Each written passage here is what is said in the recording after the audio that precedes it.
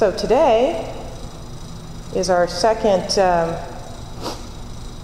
in the series, because we got a little late start in June. We were gone the first week on our vacation. So we're talking about making the leap by dismantling hidden barriers.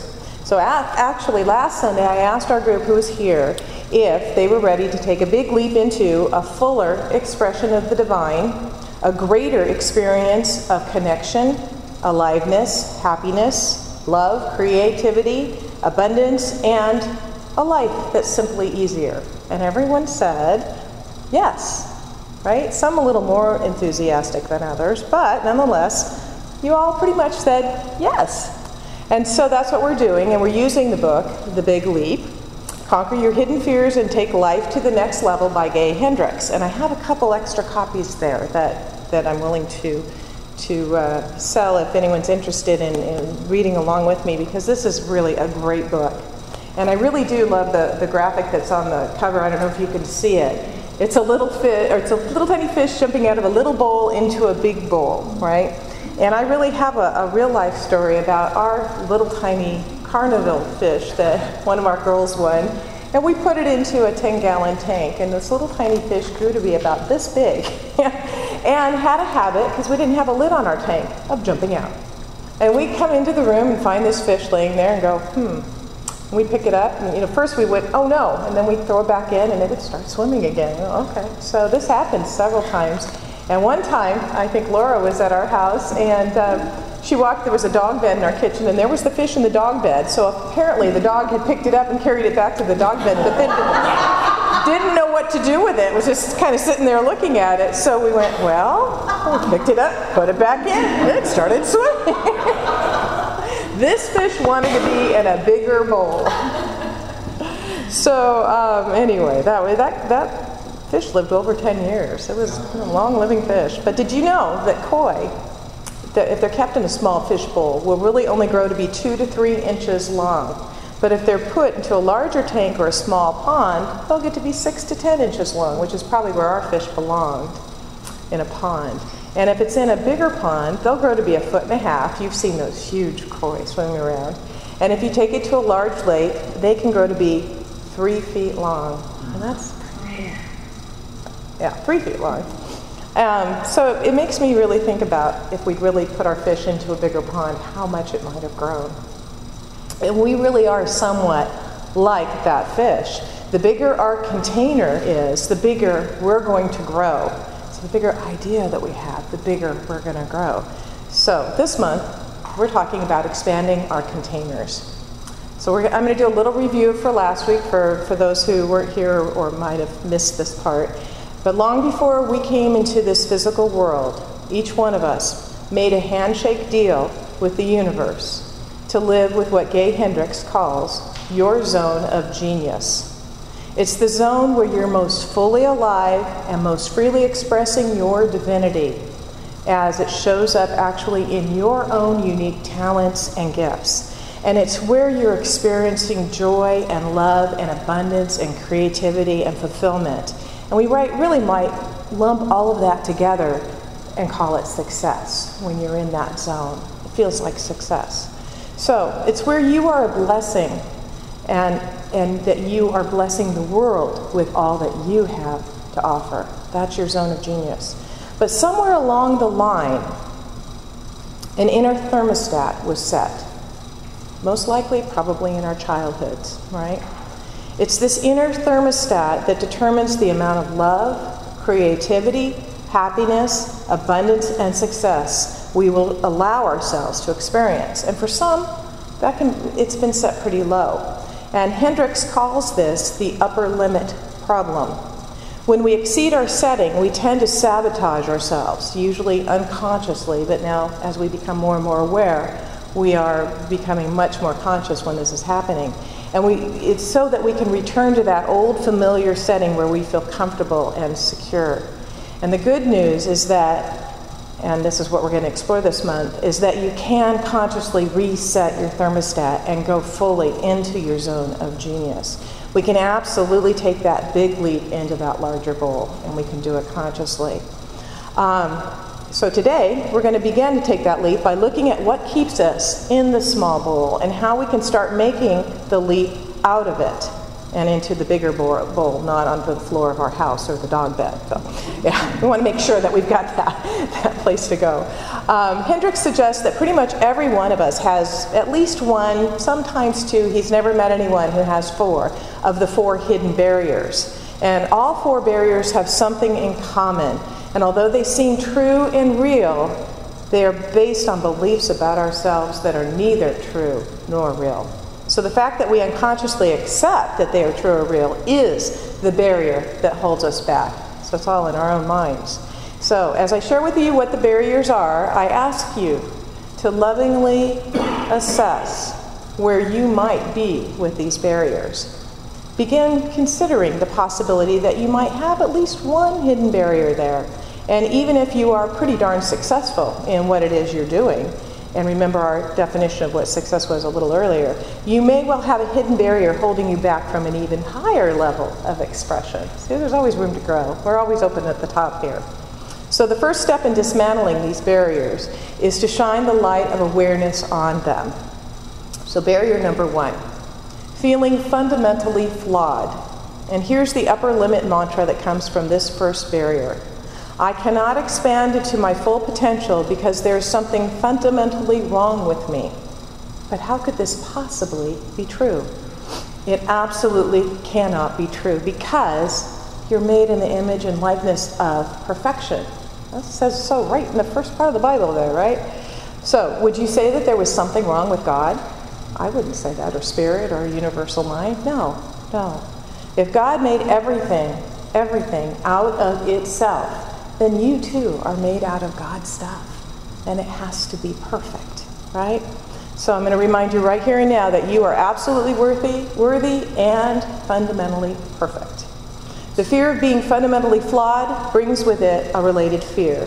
It's the fear that if you did make a full commitment to living in your zone of genius, you might fail. It's the belief that even your genius is flawed. How could that be? And even if you expressed in a big way, it wouldn't be good enough. See, we're thinking what the reactions are from those out there. This belief tells you to play it safe and stay small. That way, if you fail, at least you fail small, and maybe nobody will notice. Well, I tried that. Didn't work out. But only 3 people saw it, so okay. Okay, excuse me, I'm just going to get a little napkin. My nose seems to be feeling allergies coming on or something. Excuse me. Okay, so barrier number 2, disloyalty and abandonment. Here's the upper limit mantra for this barrier. I cannot expand to my full success because it would cause me to be disloyal to my roots and leave behind people from my past. I've seen this with a lot of people whose family come from different religious backgrounds. They come into the empowering teachings of the science of mind or new thought, and they start to apply what they've learned here, and their lives really start transforming for the better. And their families of origin are not happy because it wasn't done the way that they did it, or they don't understand, or it's just a different thing. I have a friend who's a teacher, and she used to teach migrant students down in the Tulare area. And there were a lot of Hmонgs that lived there, and she said in their culture, it was dishonorable for the children to be more successful than the parents. Can you imagine that could even be a situation like that? This may not be as obvious in other cultures, but I think the message may still be there subliminally. You know, well, my dad did this, and you know, I really don't want to make them feel. The guilt that they feel makes them put on the brakes, hold themselves back from their zone of genius, and even keep them from enjoying the success that they already have. They, or you, if this speaks to you, may even follow breakthroughs of success with bouts of self-punishment. Barrier number 3, the crime of outshining. And of course, this barrier has a mantra also. I must not expand to my full success because if I did, I would outshine, you name the person, and make him or her look bad. And this is common among gifted or talented children. They get a lot of attention, but they often get a strong subliminal message not to shine too much. One unconscious solution is to turn down the volume on your genius so others won't feel threatened. And girls in middle school, I know my girls will attest to this, who've excelled in math and science up until then, and up until they notice boys or are being noticed by boys, will often play down their abilities and successes because they don't want to outshine and make the boys feel bad. And so that's a gender thing that has happened and I'm hoping is equalizing at this point. The other is to continue to shine. Do your best, but turn down the volume on your ability to enjoy it. Because somehow if you're not enjoying it as much, then maybe it doesn't count, as much there. So if you appear to be suffering, you can get empathy and sympathy from others instead of jealousy. The example in my book I want to share is about, and this is in the book here, it's about a musician whose name was Joseph. And he had a sister, an older sister, who was also a gifted musician. And she died of leukemia at the age of 8. It's very sad. And his parents later bought him a piano. And he sat down to play it. He was so excited. And he started to play. He just couldn't wait. And they said to him, "We never could have afforded this if your sister hadn't died." There it went. The barrier was established in that moment. The parents most likely had only wanted him to remember his sister and the short life she had, and to appreciate more his ability to be able to carry on the gift and remember her as he did so.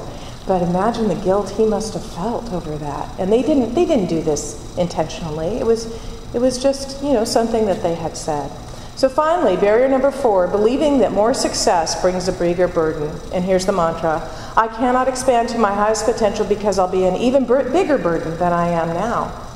An example of this story is the story of a fellow minister of mine whose father died when she was an infant, and her mother, being very overprotective and very, very fearful person, was just scared to death of losing her only child, her only connection to her only love, and it was just a very fear-filled existence for her growing up. And so her mom kept her from a lot of life experiences, wouldn't let her go on trips, wouldn't let her go here, always afraid that she couldn't do anything. If she went anywhere, she had to call constantly. And those experiences where you grow and expand were not available to her early on. Her success in the world would create additional burdens for her mother. And until she realized what this force was, she was really held back. And it made me think, it really did make me think what kind of messages I'm giving and holding, to my children. Am I holding them back? I don't know. Hendricks writes on page 55, if we remove the guilt of the crimes we have been convicted of before we walked into kindergarten, we are liberated from the main issues that trigger this upper limit problem. So here they are again. I cannot expand into my zone of genius because there's something fundamentally wrong with me, or because it would cause me to be disloyal to my roots and leave behind people from my past.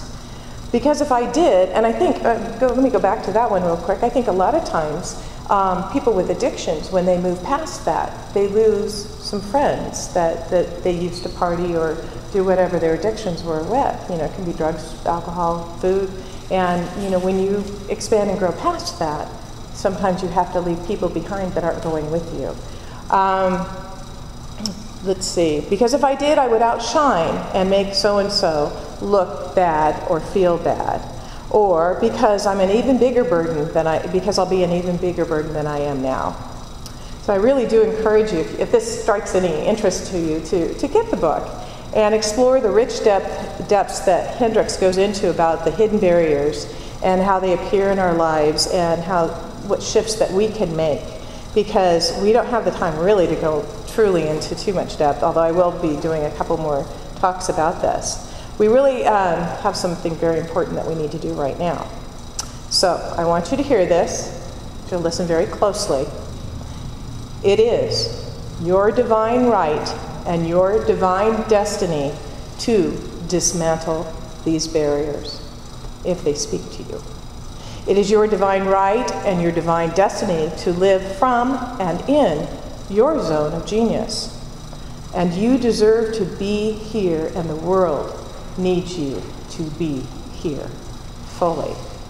And remember, all of these 4 barriers seem true and real, but they're just based on beliefs that are neither true nor real.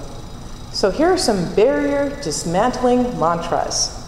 If you have the fundamental flaw barrier, say, I thrive in my zone of genius because I am a presence of God here on earth. Let's say that together. I thrive in my zone of genius because I am the presence of God here on earth. If you have the disloyalty and abandonment barrier, say, I thrive in my zone of genius and love and bless whomever it is that is disapproving. You want to say that one? Sure. I thrive in my zone of genius and love and bless, and you can say that in your mind, whoever it may be. If you have the crime of outshining barrier, say, I thrive in my zone of genius because as I let my gift shine, I silently give others permission to let theirs shine as well. And that's taking from a Marianne Williamson passage. So let's say that. I thrive in my zone of genius because as I let my gift shine, I silently give others permission to let theirs shine as well. And finally, if you have the being a bigger burden barrier, say, as I release all sense of burden or obligation, I freely and easily thrive in my zone of genius. Together, as I release my sense of burden or obligation, I freely and easily thrive in my zone of genius. And so it is, and so it shall ever be.